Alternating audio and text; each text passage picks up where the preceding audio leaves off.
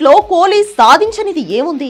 22 ఏళ్లకే one day world cup, 24 ఏళ్లకే champions trophy కైవసం చేసుకున్నాడు.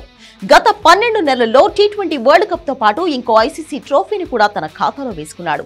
అయితే ఐపీఎల్లో 8500 రన్స్ కు పైగా చేసి ప్రతి మ్యాచ్ ను కసితో ఆడిన కోహ్లీ ఆ లీగ్ విన్నర్ ట్రోఫీని టచ్ చేయలేకపోయాడు.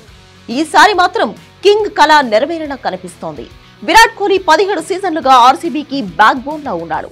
జెర్సీ నెంబర్ 18 తో రాయల్ ఛాలెంజర్స్ బెంగళూరు కోసం చేయాల్సిందంతా చేశాడు. ఫ్యాషన్, రన్స్, కెప్టెన్సీ, లాయల్టీ అన్నీ ఇచ్చాడు. అయినా ఐపీఎల్ ట్రోఫీ మాత్రం ఆర్సీబీకి కింగ్ కోహ్లీకి అందని ద్రాక్షగానే మిగిలిపోయింది. ఇప్పుడు 2025 సీజన్ ఫైనల్లో పంజాబ్ కింగ్స్ తో బెంగళూరు ట్రోఫీ కోసం పోటీ పడనుంది.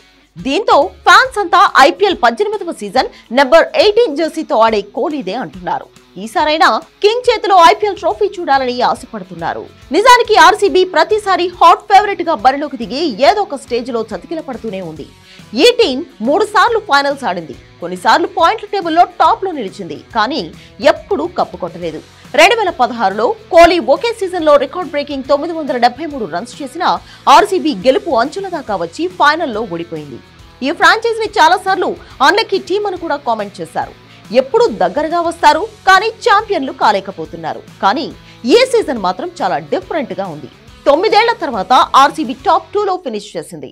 కోహ్లీ దాదాపు 150 స్ట్రైక్ రేట్ తో 614 రన్స్ చేసి 5 వేర్వేరు సీజన్లలో 600+ రన్స్ చేసిన ఏకైక ప్లేయర్ గా నిలిచాడు. కానీ ఈసారి విక్టరీ క్రెడిట్ కేవలం అతని చుట్టూ తిరగడం లేదు. జట్టులోని మిగిలిన బ్యాటర్లు, బౌలర్లు కూడా అద్దరు కొడుతున్నారు.